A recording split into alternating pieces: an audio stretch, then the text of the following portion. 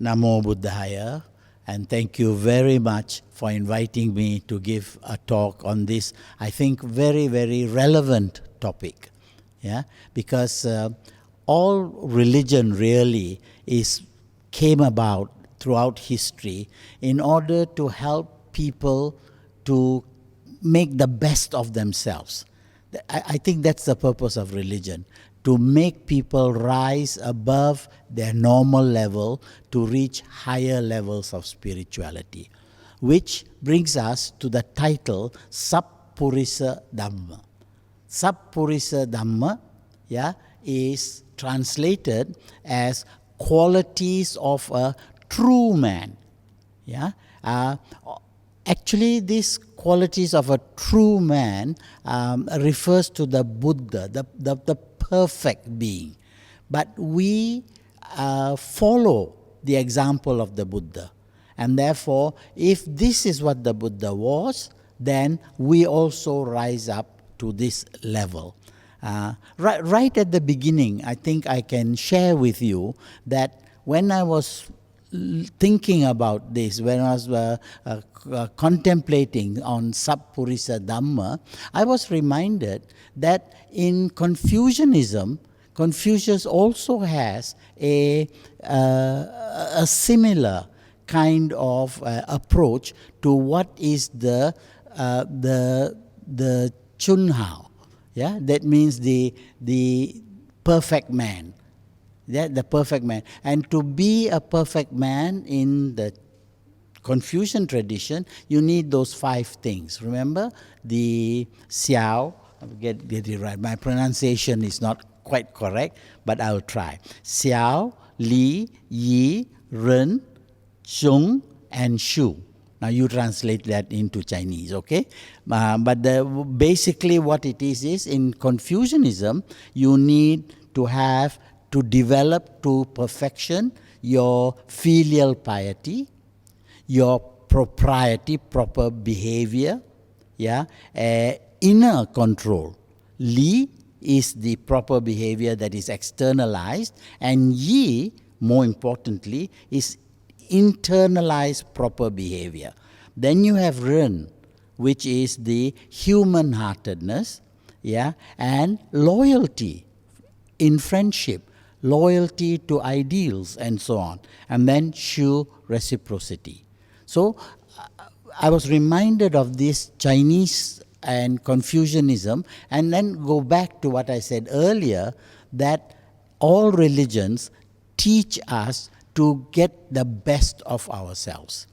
And this Sappurisa Dhamma, the qualities of a true man, is what Buddhists would consider necessary to reach the highest levels of humanity.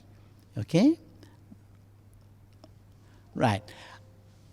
I would like to spend some time today to share the background, because I think it is quite important to know where this sutra comes from and why it is so important and what is its relevance. Notice, Sappurisa Dhamma is not a sutra. It's not the whole sutra of the teachings of the Buddha. It is one very small part of a sutra called the Sangiti Sutra. This is not spoken by the Buddha, but spoken by Venerable Sariputta. I will try and share this with you.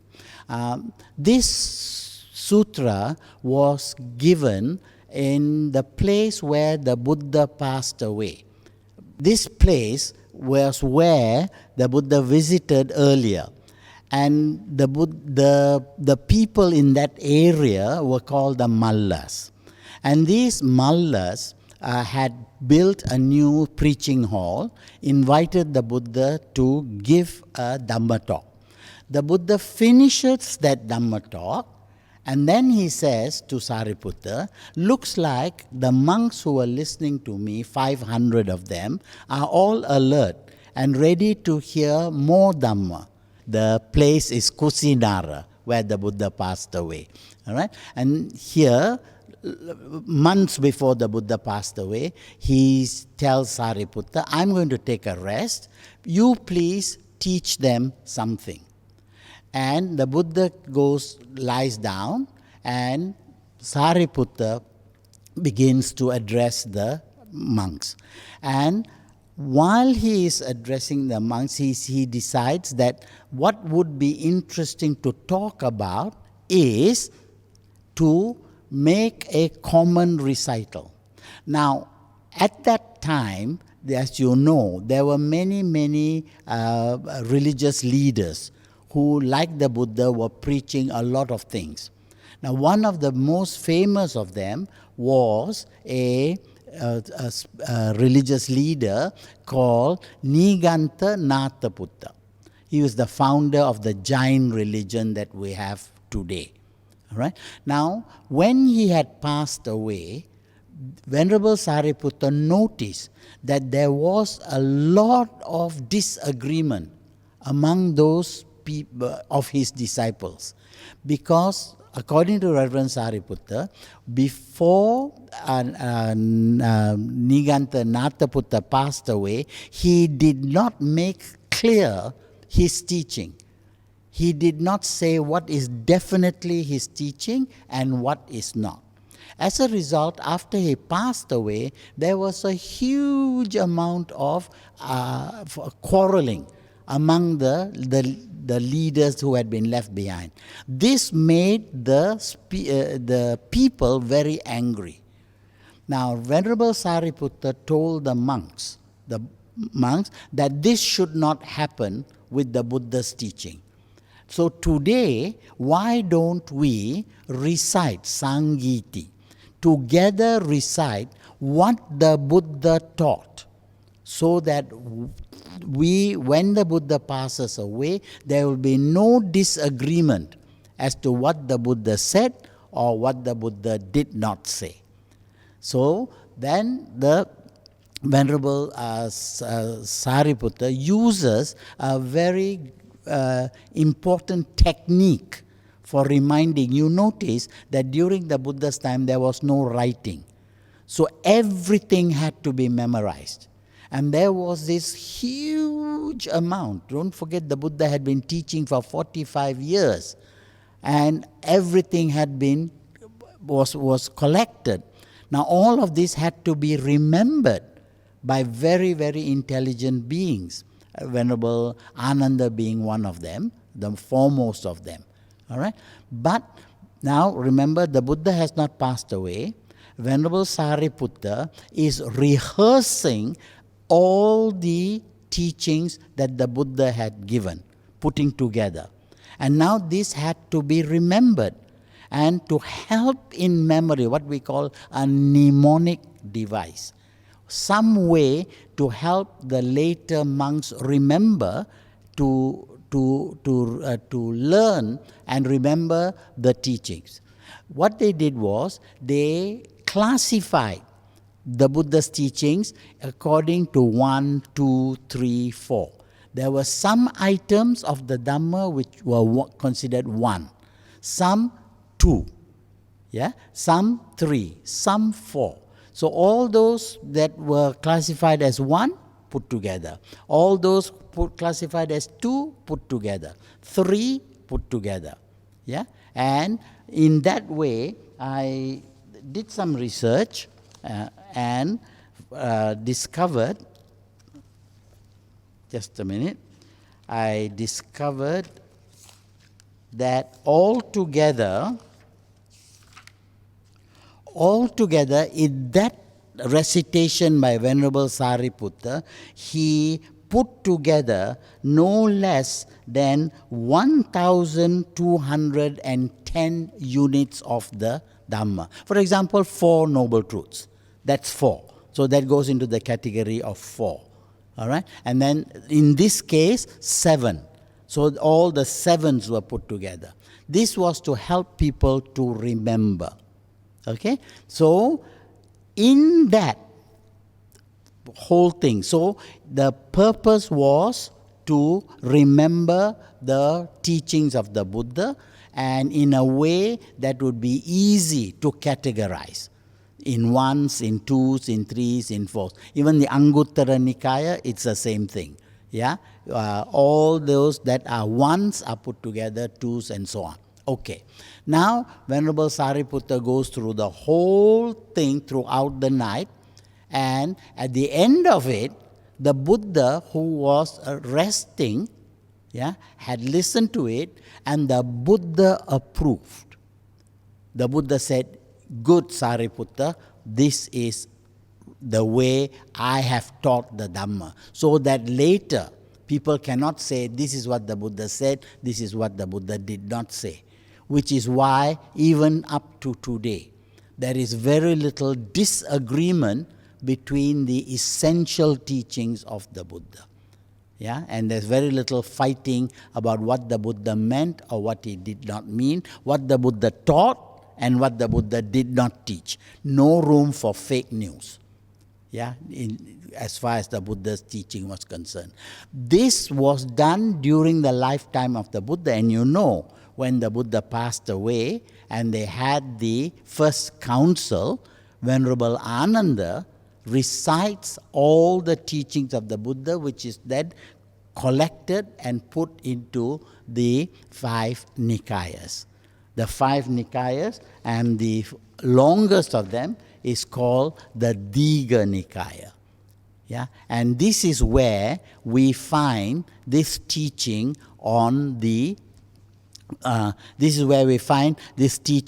Sappurisa Dhamma. So remember, it's not a sutra by itself, but one two-line verse which covers this particular aspect. That's why it's not called a sutra, but it is called the Sappurisa Dhamma. 7 qualities of a perfect man. All right? And this is addressed to the monks, and Venerable Sariputta says that the Buddha says that if you want to reach perfection, these are the qualities that you must aspire to. This is the one. And of course, that means that we too, if we want to become like the Buddha, these are the qualities that the Buddha says we must develop. All right? And so notice, Satta is 7, Sappurisa, perfect man, and Dhamma. Notice not sutra, Dhamma. Okay? And this is what it sounds like. Only 4 lines. Only 4 lines, notice? And you can talk for 3 days on just these 4 lines. Okay? And I'll try and cover my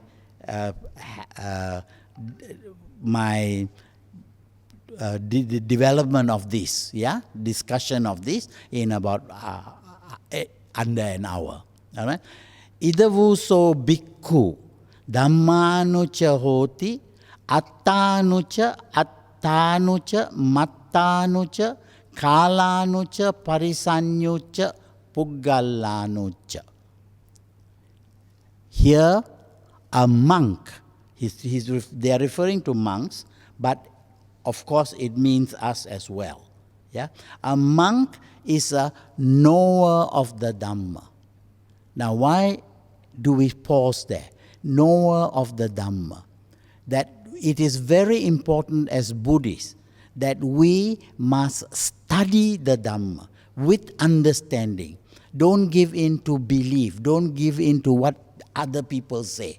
We must know what the Dhamma is. A knower of the Dhamma. Not only must we know what the Dhamma says, it's easy to say that this is what the Buddha said, study it by heart, and then just recite it. No, not enough. Not only must you know the Dhamma, what the Buddha said, you must also know the meaning. You must know the meaning of the Dhamma. That is attanu. And then you must know yourself. You must know yourself, attanu. And then you must have moderation. You will remember that always when we talk about Buddhism, we talk about the middle path, yeah, not going into extremes, yeah, and in this case would be the extremes of personal torture, yeah, asceticism, extreme asceticism, that we must avoid. Extreme luxury we must avoid. And we must practice, don't torture the body, at the same time don't give the body everything it wants. So between these two, you have moderation. Not only moderation in the behavior, but moderation in your thinking. All right? And this is something that has come down to us. So a human being, a developed human being, yeah, a Sappurisa being, yeah, must have moderation. We will go into this later. At the right time, we must know what is the importance of time, when to do what. If you act at the wrong time, when you are not ready or when you are too ready or whatever, you must have a sense of time, a sense of proportion. Okay? And then, what is your relationship with groups? Yeah? We always talk about in Buddhism that the good thing they think to follow is to be alone. Yeah, because you have to follow, no one saves us but ourselves, no one can and no one may. We ourselves must walk the path. That means it's a single journey. The Bodhisattva became the Buddha, single journey. Our path is also a single journey. But at the same time, before we become perfected, we need the support of friends. We need the support of groups. We need, as we are here today. Now, it's a nice point to think about, yeah, now with COVID and the restrictions where we are all caught up into living by ourselves, yeah, or living with smaller groups. We are missing the temple worship. We are missing all of that, yeah. But it has brought to us with quite a strong message that we do need the groups. We need the support of the larger group of people, as long as we are not fully realized. As long as we are not arahants, we need the support of others. And then, of course, we also need to understand individual human beings, what we call puggala. Yeah? Puggala are individual. We need to understand people. If we want to be, no man is an island. We need to relate to other beings. Even if the Buddha, don't forget, for 45 years, yeah, he never stopped relating to people, supporting them, helping them, and so on. So basically, here is what the sutra says, or not the sutra, that verse says. Okay? Here, a monk is a knower of the Dhamma, of meanings, attanu, of self, attanu, of moderation, mattanu, of the right time, kalanu, of groups, and of persons. So, if you are a monk, if you are a follower of the Buddha, if you are a Buddhist trying to reach perfection, these are the areas that you must become perfect in. And think of Confucius and what he says, not too different really from what would make a perfect man. Okay? Right. Now, Sappurisa Dhamma, Satta Sappurisa Dhamma. What is Dhamma?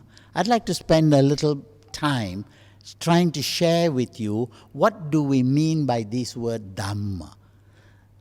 Dharma in the Sanskrit, yeah, in Mahayana we call it Dharma, but in Pali we call it Dhamma. Dhamma is a word with many, many, many meanings. And you cannot give one meaning to the word Dhamma. It always has to be understood in terms of the context in which that word is used. Yeah? So let us try and see how this word Dhamma fits in with the title of our talk today. Okay? Now, the most obvious, the most common, the most well-known meaning of Dhamma is the law. Yeah? And that law is, as you can see, the culmination, the final analysis of the coming together of everything that the Buddha gained at the moment of his enlightenment. He was able to reduce that complete, vast cosmic knowledge into 4 words. Yeah? Dukkha, Samodaya, Nirodha, Magga, which we say is suffering, the cause of suffering, the end of suffering, and the path leading to the end of suffering. This is what we call the 4 Noble Truths. Actually, outside of the 4 Noble Truths, there is no Buddhism. So, when we say this is the Dhamma, you can understand how wide Dhamma means. And then when you talk about particular aspects of that Dhamma, that also is Dhamma. And this is where Sappurisa Dhamma, the title of our topic, comes in. It's one aspect of that cosmic Dhamma. Okay? Now, the word Dharma itself comes from the word Dhar. Dhar means to hold up. Yeah? What holds up the universe?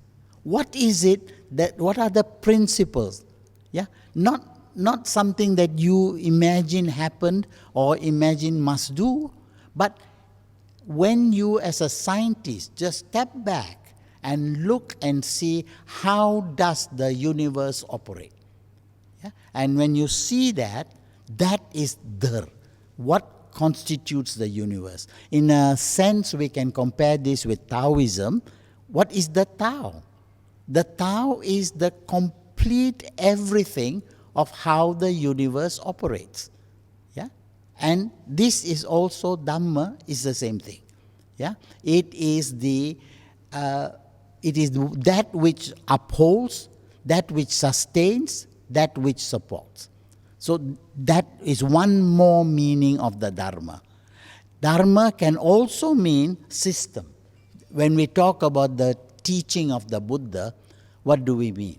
When we talk about the teaching of the Buddha, all the teachings that he gave over 45 years, yeah, all aspects of the 4 Noble Truths, and when you put it all together, that becomes the doctrine. Doctrine or system. Of course, it can mean religion. Yeah? And it can mean, in a very limited sense, Dharma is virtue.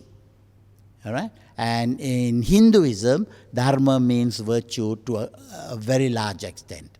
Okay? And Dharma is quality.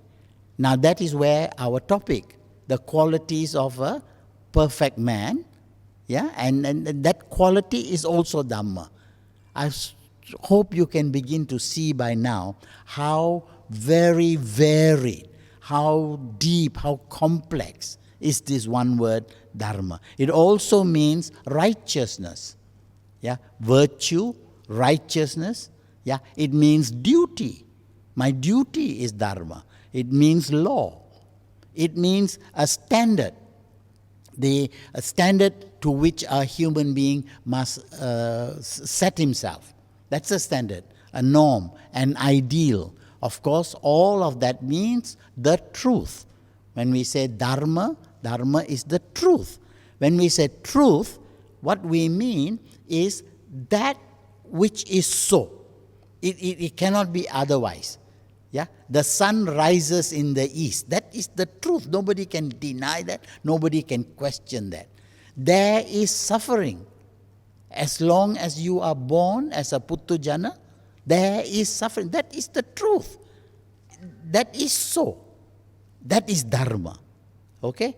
Right? Condition, cause, thing, yeah, are Then we come back to the Tao, the cosmic order. That is Dharma. All right? For our purposes, we can say the English meaning of Dharma is conduct appropriate to any given occasion. So I hope you begin to see that when we're talking about Sappurisa Dhamma, when we talk about Dhamma, we are talking one aspect of something that is vast and cosmic. Yeah? And we take this and we apply it. When Sariputta was reciting the Sangiti, of which this is just one verse, when he was reciting it, he was actually bringing back together the Dharma which had been revealed by the Buddha. Remember, the Buddha says, he who sees the Dharma sees me. He who sees the Dharma sees me. He who sees me sees the Dharma. What does he mean? What he means is the Buddha is the cosmic knowledge of the entire universe. All right? And that is Dharma. Okay? All right. We can classify Dharma under 5 headings. 1, this is by way of repetition, okay? Doctrine, the teaching of the Buddha. It can mean righteousness. It can mean the cause, the condition or the cause. Yeah? And it can mean phenomenon. It can mean condition or it can mean phenomenon. Condition meaning the cause, that which causes something. On the other hand, this word Dharma can also mean the condition, the effect. One is the cause, the other is the effect. So it's both and one, yin and yang. Very, very confusing, right? Yeah. And of course, finally, you can say that the Dharma is the ultimate reality. Beyond the Dharma, there is nothing more. All right? And our duty is to understand it as the Buddha. It's very easy to misunderstand. It's very easy to see things that are not there. And the Buddha says, we must always put our best effort to understand things as they really are. That is Dharma. Okay? Now let's go on. Now, in the topic that we are discussing, there are 7 dharmas. Notice, when we said dharma, we meant a lot. Of that, for this purpose, in this Sangiti Sutra, one verse, one small verse appearing in the group of 7 is this verse. Okay? And what are these 7 dhammas? They are dhammanu. You must as a practicing Buddhist, as an aspiring Buddhist to perfection, you must know what is the law. You must understand the meaning of the law. You must understand what self means. What do you mean by yourself? Notice, if you don't understand that beginning, what constitutes me, we'll talk about that in a minute, But what constitutes me, if you don't understand what self means, then you are going to go on the wrong path. Okay? Then you have mattanu, moderation, and kalanu. You must have a sense of time, sense of proportion. The beginning with, of course, what is the meaning of the now? What is the importance of the meaning of there is no past, there is no future. And this is the now. And what is the meaning of that? Okay? Then you have parisanu, the meaning of the group, and puga. How do you relate to each of these? How do you develop each of these to become the perfect man? All right? Now, here was something that the Buddha taught 25 centuries ago, which was put together by Venerable Sariputta, in the place where the Buddha passed away. Right? And how does it apply to present living? Now, again, Dharma. One of the qualities of the Dharma is that it is akalika. Akalika means no reference to time.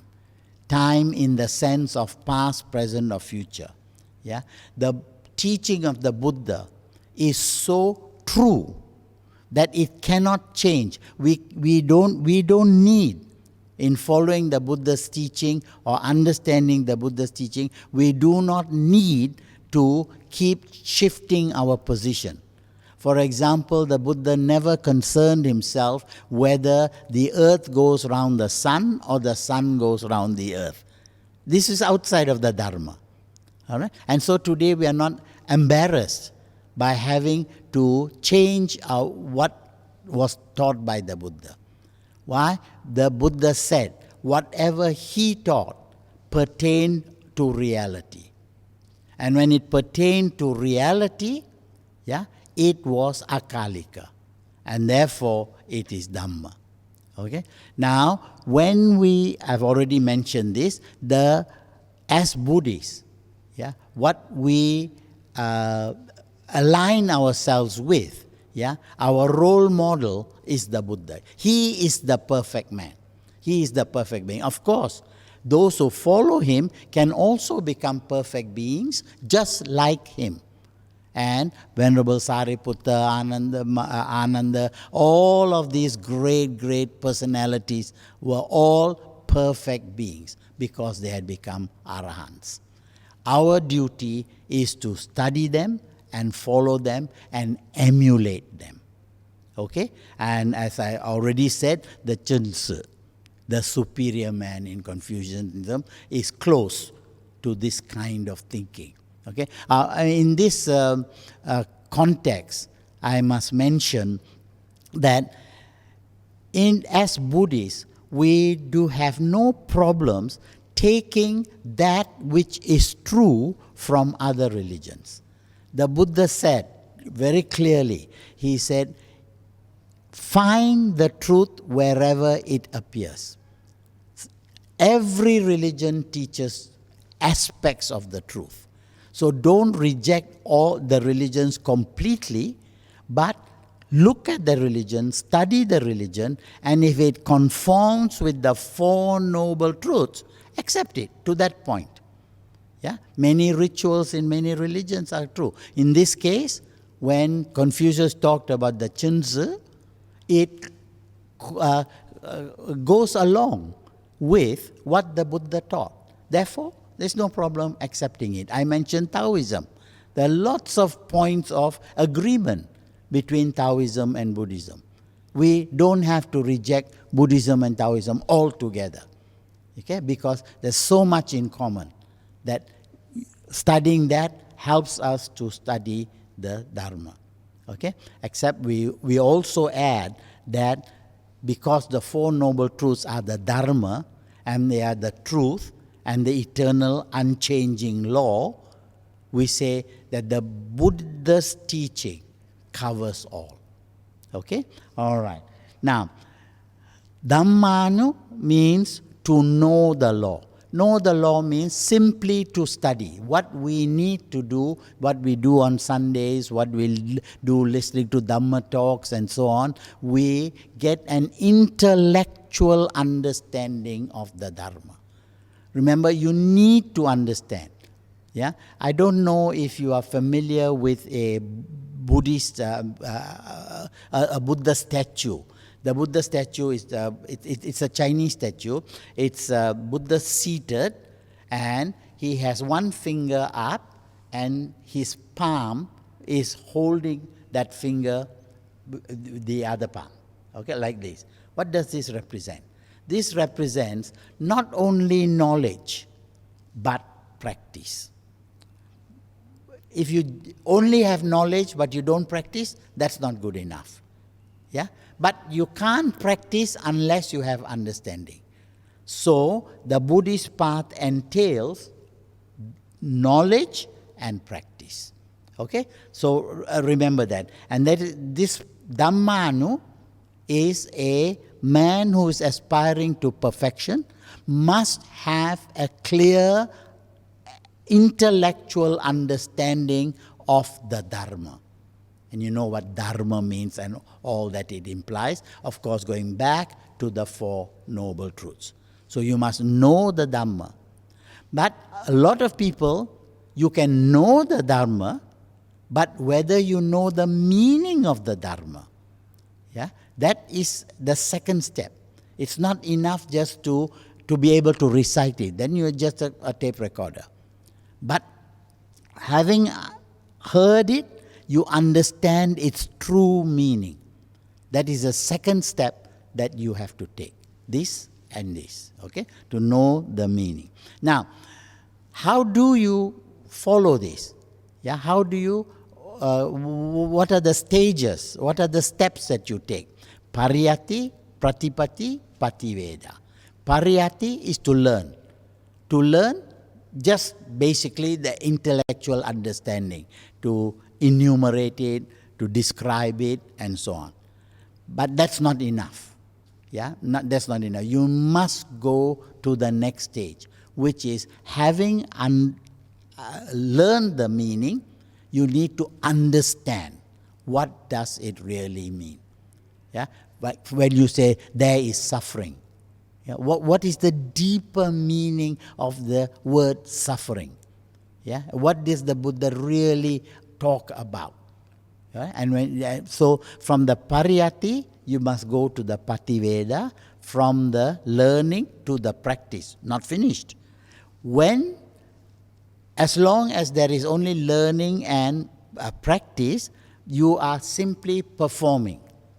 Yeah? But you must come to a stage where you reach Pativeda. What is Pativeda? Realization. Now that's the difficult part. Yeah? Don't forget our topic is 7 qualities of a superior man. All right? And this, to be a superior man, it's not enough to have vast learning. That you must have vast learning, but that vast learning must be internalized. To my small understanding of Confucianism, it's Li and Yi. Li is the external behavior, but that alone is not enough. It has to be internalized. In Buddhism, we talk about 2 types of beings. Yeah, those who are Silava and those who are Silamayo. Take the 5 precepts. We know what the words mean. Don't kill, don't steal, don't commit sexual misconduct. Any child can tell you that. Is that enough to know that? You must go into the meaning. What does it mean when it says don't kill? What does it mean when it says don't steal, etc.? So Pratiyati, Pratipatti. Then it comes to a stage where you need to practice this. You need to practice this. But a stage must arrive where you don't have to practice it consciously. What is it? When we are talking about Pariyati, Pratipatti, Pativeda, now we were talking about Silava and Silamayo. The 5 precepts, if you are just doing it every day, making mistakes, that we call Silamayo, one who tries to be good. However, if like a Buddha or an Arahant, you have come to the stage where you don't have to think about it. It becomes your nature. Then you become Silava. A Silava. A Buddha cannot kill, cannot steal, cannot commit sexual misconduct. We are all capable of it, but we are trying hard not to. So we are Sila Mayo.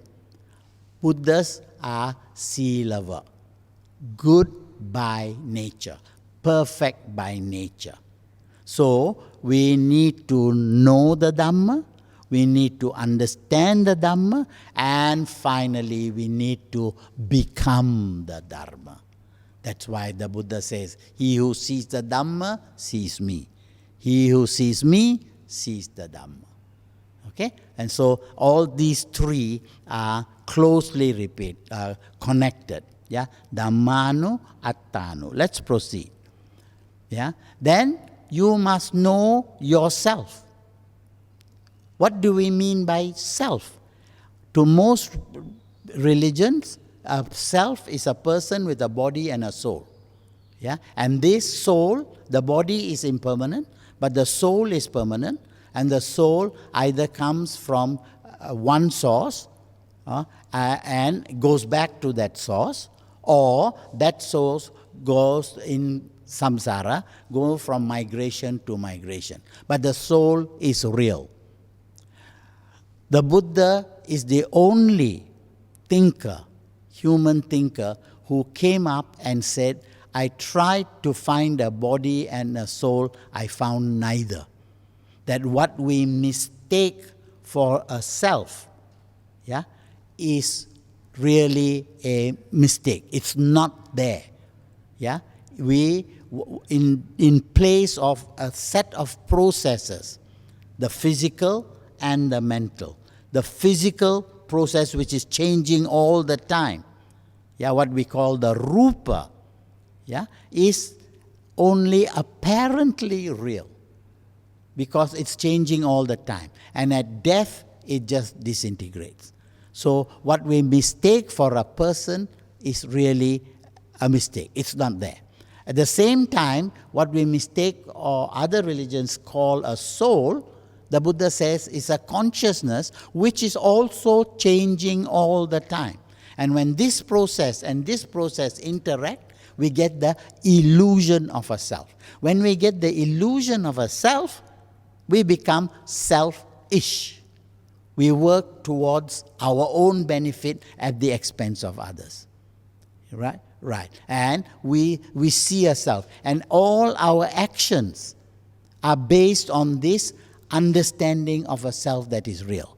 However, if you understand, yeah, pariyati, pratipati, pativeda, you understand that there is no self, but this is only an illusion, your whole attitude to the world changes. There goes your anger, your hatred, your selfishness, your jealousy. All of this will go because you realize there is nothing to do the grasping and nothing to grasp at. So what are you wasting your time doing this? So if you understand the self, then you get onto the right path to become a real person. Do you see how it works? How an arahant, a Buddha, when the Buddha lost his sense of self, that's when he became the perfect man. And that is why this verse tells us to look within, to see that which is a soul is not really a soul, but merely a process, a mental process, a consciousness. All right? On the other hand, what we mistake, look without, for a body is not a body either. All right? And that gives rise to delusion. So our greatest enemy is the delusion that we have a self. If we destroy that, then we are on the right path to becoming a Sappurisa, a perfect being. All right? Then, of course, the teaching of the Buddha discovered that the hard way, that you cannot make progress on the path towards becoming a perfect being by going to either extreme of any kind. And of course, the basic one, of course, is the extreme of torturing the body to perfect the being, or giving in to everything the body asks for.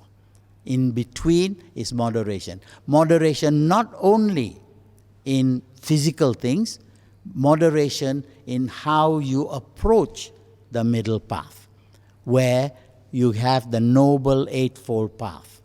And throughout the Noble Eightfold Path, yeah, your conduct is guided by moderation. Never do things to extremes.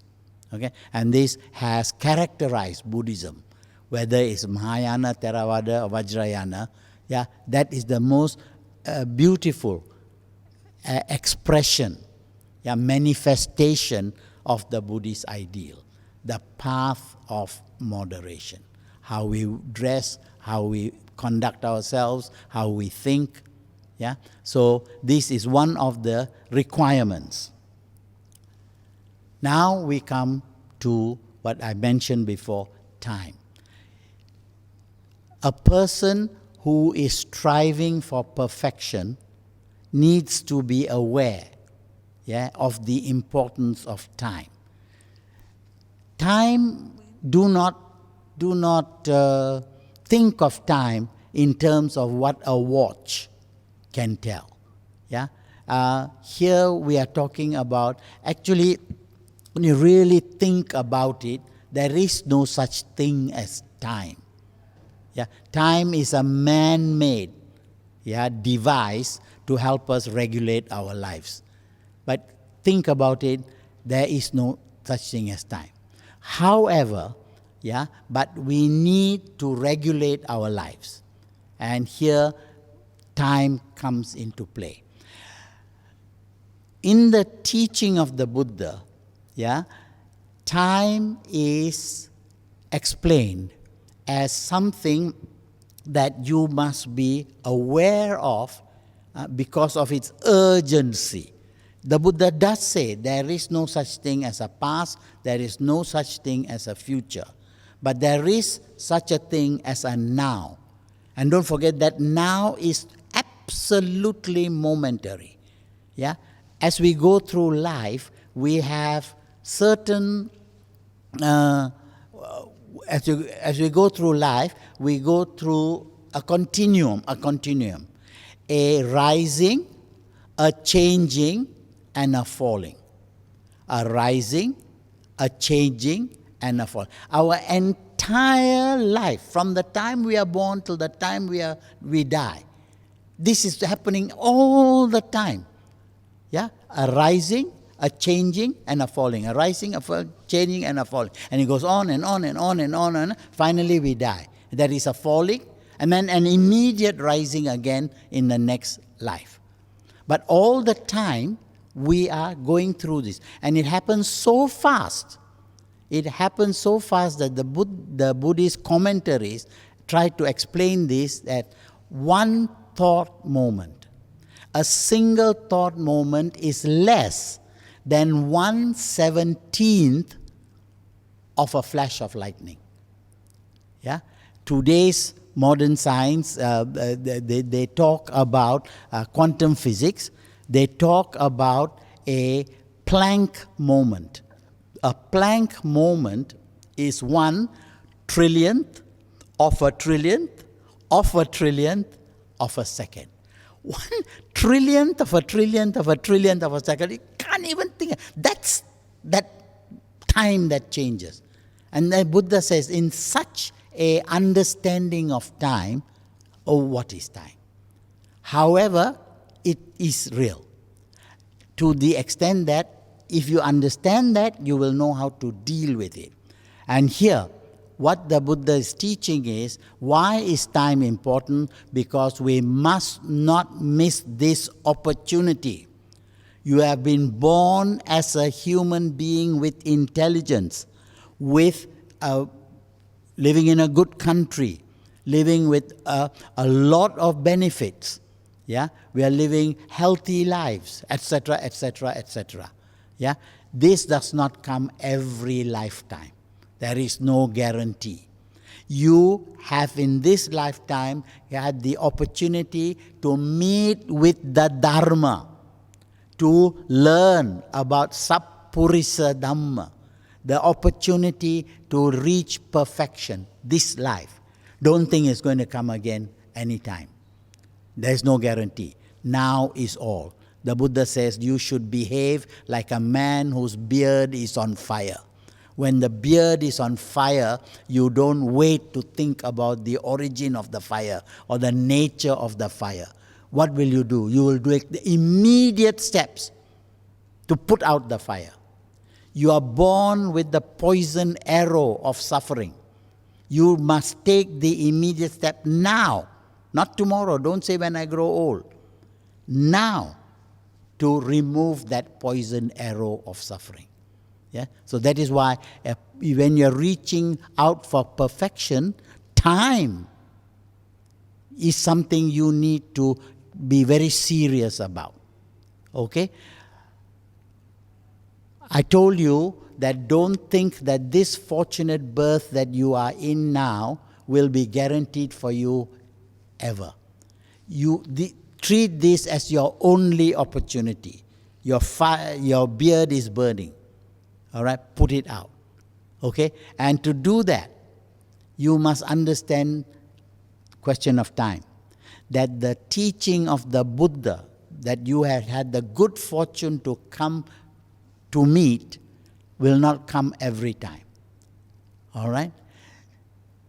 This is a particularly fortunate period of samsara where we still have available to us the Dharma.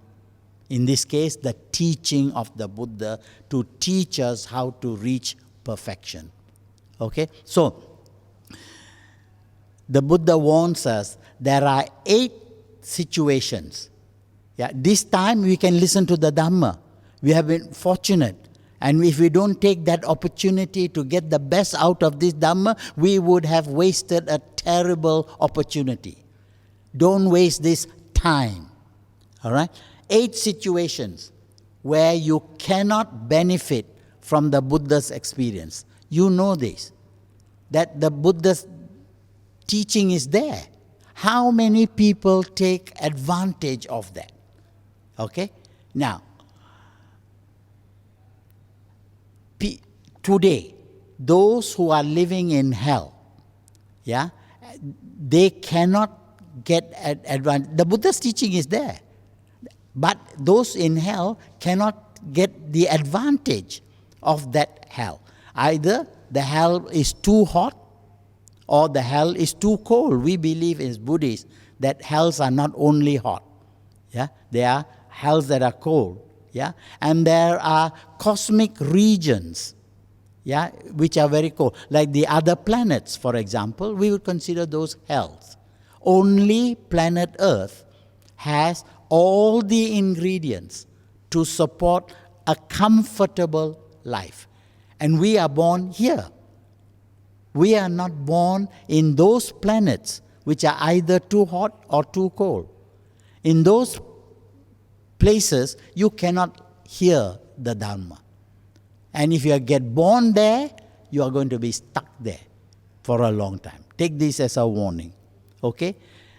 If you are born out in certain places, there is too much of pain, too much of suffering. So when we talk about hell, hell can be physical places, yeah, not just spiritual places. Okay. Then there are places where animals, we living around us, there are animals, and we can speak to the Dhamma to them, but they are in no position to accept it.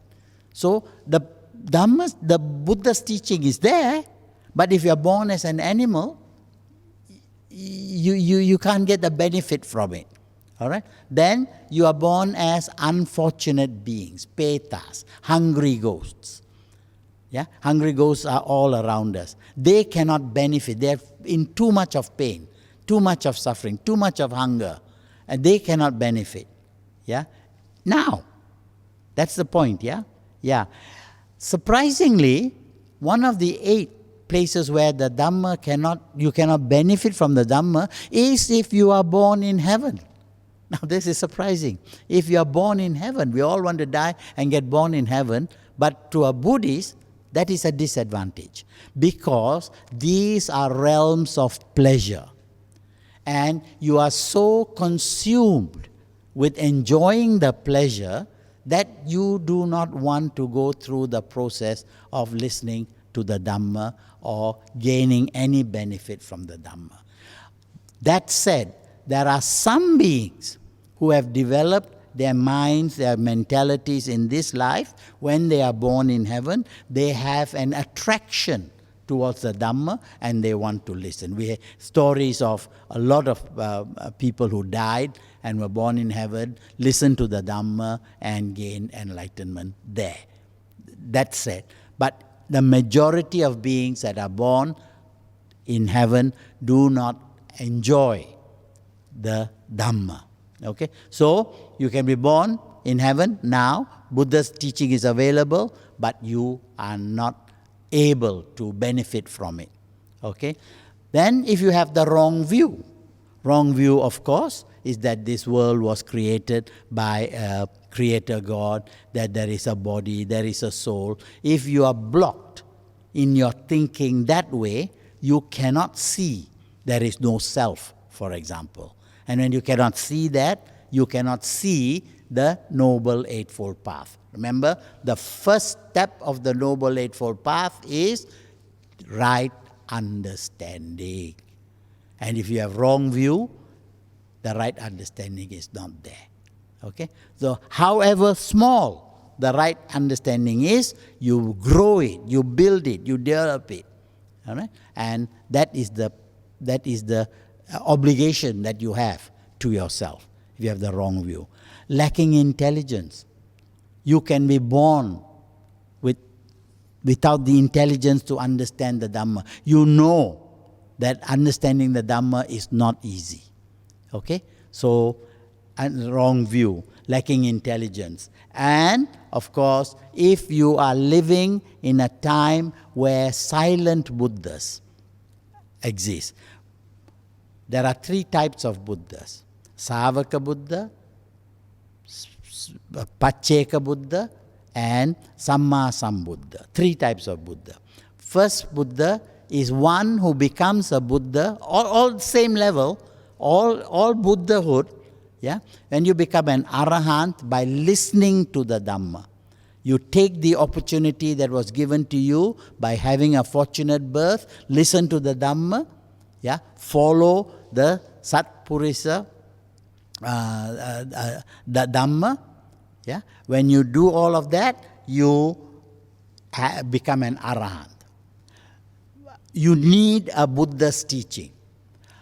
Then there are those who don't have the benefit of a Buddha's teaching, but by their own effort become Arahants. These are but they do not have the skill to teach. So you have Arahant, Savaka Buddha, Pacceka Buddha, Buddhas but cannot teach, and then Samma Sambuddha like our Gautama Buddha. Gained knowledge by his own effort with the ability to teach. These Samma Sambuddhas are so rare that to be born at a time when their teaching is still available is a very, very rare occasion. Extremely rare. We have that opportunity. Don't miss it. That's what it's talking about here. All right? So a person who is aiming towards becoming a superior being must be aware of the importance of time. That's the meaning there. Okay? And of course, we can go faster now. As a person who's working, you must know the benefit, the importance of groups. The importance of groups in a positive sense as well as in a negative sense. Wrong company. Now the Sigalovada Sutra, the Vyagapadya Sutra, these sutras warn us about friendships. Yeah, and the others also we are going to talk about the same thing, about friendship. The Kalyana Mitras. Yeah, so when you are living in a group, yeah, you have to live in a group that sustains the teaching of the Buddha and makes the practice of the teaching of the Buddha easier. So you must know the groups. Then you must know the difference between being alone and being lonely. A lot of people want to have friends, want to have a lot of people around them, and they are all the time defining themselves by the company they keep. Yeah, and these people always say, "I'm lonely, I'm lonely." But Loneliness, the Buddha also says to that. In fact, he himself, towards the end, before he became a Buddha, he lost his 5 companions and he became alone. And that's what helped him to gain enlightenment. Okay? So, being alone is a good thing. But being lonely is when you are craving for friendship and so on. At a lower level, of course, that's okay. But the ideal is when you are like the rhinoceros, the Buddha says, where you walk alone. Okay? So, these are the different qualities that you need in order to become. Let us very, very quickly go back, and you must know the Dhamma. You must know the meaning of the Dhamma. You must know the meaning of self. You must have moderation. You must know the importance of time, the relevance of time, the urgency of time. You must know what in Buddhism is meant by groups of people and what it meant by individual persons. And the importance, their importance of Kalyana Mitras, friends who will lead you to along the right path and support you along the way. Okay? Now, we hope that we have explained to you first the context in which this verse appears. It's only a verse, it's not a whole sutra. It's part of a long sutra. It appears in the Digha Nikaya. Digha Nikaya is the oldest collection of the Tripitaka. That has a meaning in itself. Because it's the oldest, it was put in here so that our understanding of all the rest of the teaching of the Buddha falls back to this Sangiti Sutra, recited by Venerable Sariputta.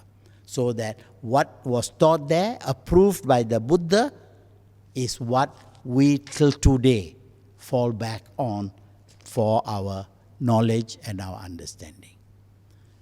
May you be well and happy. Sadhu, sadhu, sadhu.